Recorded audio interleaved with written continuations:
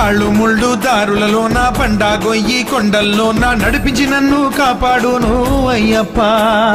మసక చీకటి వేళల్లోనూ కటిక చీకటి అడవుల్లోనూ చెయ్యి చాచి కాపాడును అయ్యప్ప. తప్పులు గాని లోపం గాని తెలియక నేను చేసిన గాని పెద్ద మనసుతో కాచును నన్ను అయ్యప్ప.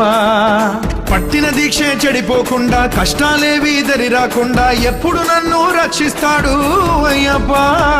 హరిహర సుతుని కన్నులగాంచి జన్మ సార్థకత పొందెద నేను. శబరినాథుని పదముల వాలి సద్గురునాథుని దయనొందుతా.